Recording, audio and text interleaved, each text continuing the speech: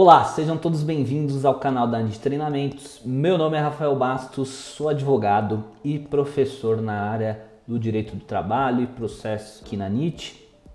E nesse rápido vídeo a gente vai ver, e aí, Covid-19 é considerado uma doença profissional ou não? Então, vamos dar uma olhadinha nisso de forma breve e sucinta e para que todo mundo entenda, tá? Então, se você não é inscrito no canal, se inscreva agora, por favor. Já deixe seu like no vídeo, que isso é de suma importância pra gente, para o YouTube entender que o conteúdo é relevante e entregar isso para o maior número de pessoas possíveis, tá bom, galera? Então, vou contextualizar tudo sobre Covid-19 aqui em relação ao direito do trabalho e processo do trabalho. Então, vamos lá. Na MP 927 a gente tinha esse artigo aqui, ó, o 29, que ele foi suspenso inclusive pelo STF, onde ele falava: olha, casos de contaminação pelo coronavírus Covid-19 não serão considerados ocupacionais, exceto mediante comprovação do nexo causal. Rafa, traduz para mim. Coronavírus não seria uma doença ocupacional só se eu comprovasse que, em decorrência das minhas atividades realizadas na empresa, eu estou exposto a risco, então eu contraí o coronavírus por culpa disso. Então, porém, esse artigo aí foi suspenso, né? E aí ficou a dúvida: olha, se ele foi suspenso, posso presumir então que é uma doença profissional? Posso presumir que não? Sim ou não? Então, avançando aí no contexto histórico da coisa, dia 1º de setembro, saiu a portaria que eu vou jogar aqui na tela pra gente, que é a portaria 2309, tá, galera? Ela foi publicada em 1º de setembro e o que ela fala pra gente? Ela traz aí a lista atualizada de doenças relacionadas ao trabalho.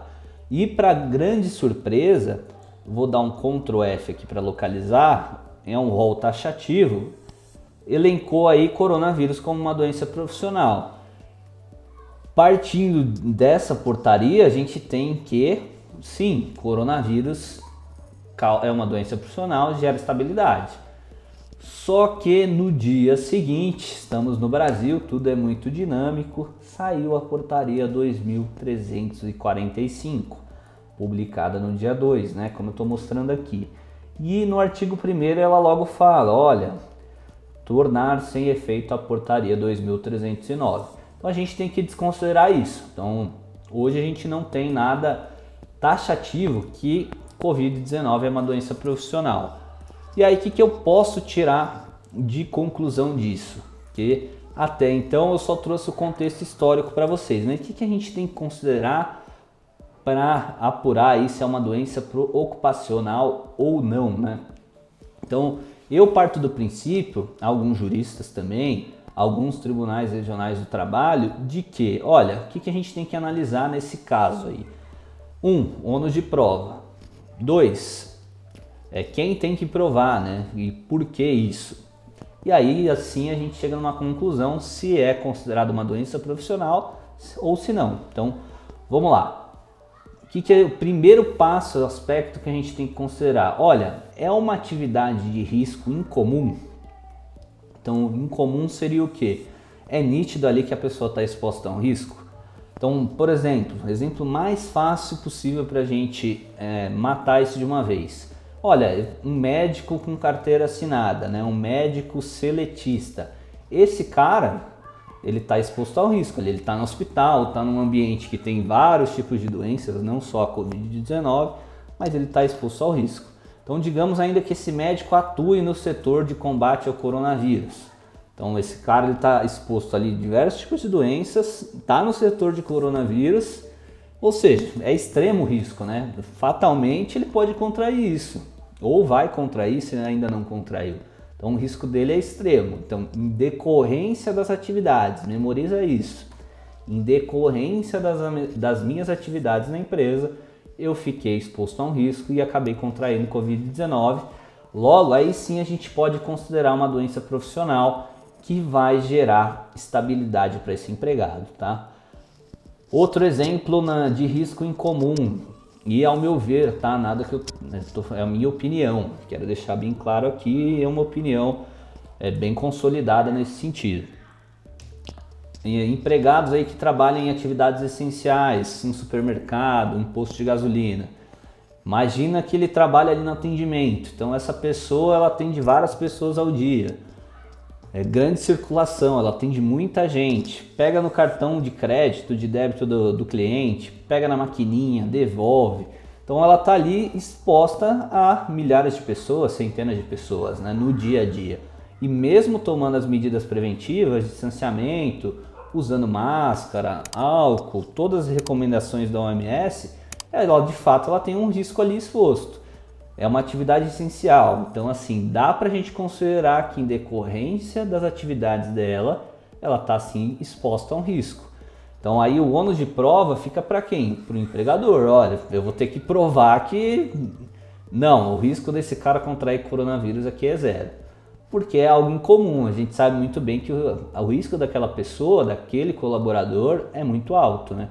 Então a gente pode considerar que o ônus de prova é do empregador. Agora, vou dar um outro exemplo prático para a gente memorizar isso. Eu sou advogado, tenho escritório de advocacia e, como vocês podem ver, aqui eu estou gravando esse vídeo da minha casa, né?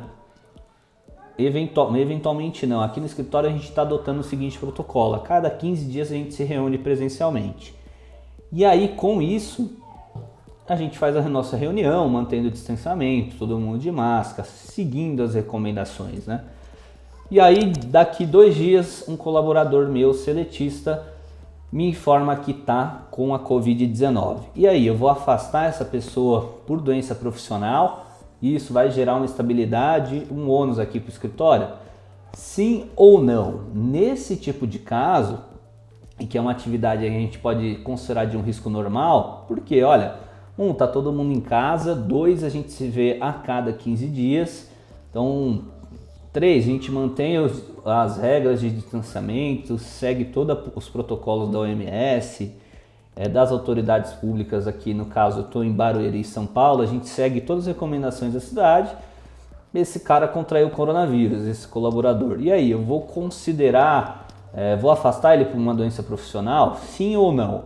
Ao meu ver, nesse caso não, porque assim, eu não sei o que essa pessoa faz no dia a dia. Pra gente, vocês devem ter visto notícias aí que teve gente que só ficou em casa e contraiu a Covid ao pedir um delivery, por exemplo. Ela retirou o pacote com o motoboy, ou dentro do embrulho mesmo, o cozinheiro estava com Covid-19, quando ele embrulhou, ele colocou a mão ali, contaminou aquele objeto, a pessoa contraiu. Então é um caso totalmente atípico, mas aconteceu com muita gente. Ou até mesmo, voltando pro colaborador, esse cara ele foi no supermercado, ele foi no banco, ele foi abastecer o carro dele, às vezes ele foi correr na rua, então eu não tenho controle do que ele faz na vida pessoal dele, né? Nesse caso, ao meu ver, a gente inverte aí o ônus de prova. Quem tem que provar é o empregado, que foi culpa da empresa e foi culpa aí em decorrência das atividades que ele realiza que ele contraiu a Covid-19. Olha, ele vem para o escritório a cada 15 dias, eu tenho outra testemunha aqui para provar. Então, ao meu ver, não dá para considerar doença profissional, tá? Então a gente não pode levar isso ao pé da letra para toda atividade. O que a gente tem que ponderar? Qual o risco em decorrência das atividades desse colaborador? Qual o risco ele está exposto? É uma atividade de risco em comum? Em risco em comum, leia-se. É uma atividade aí da área da saúde, uma atividade essencial, onde tem muito atendimento, grandes circulações de pessoas. Se for o caso, aí tudo bem, né? Até é justo com esse colaborador ele ser afastado como doença profissional, vai gerar uma estabilidade para ele. É uma doença extremamente grave, né? São inúmeras pessoas que infelizmente faleceram, então nada mais justo que esse colaborador ser afastado como uma doença profissional e ter essa benesse da estabilidade. Até aí tudo bem. Agora, a gente tem que olhar o lado da empresa também, né? Se for uma atividade de risco normal, às vezes está todo mundo em home office, ao meu ver não tem porquê afastar esse colaborador aí como doença profissional.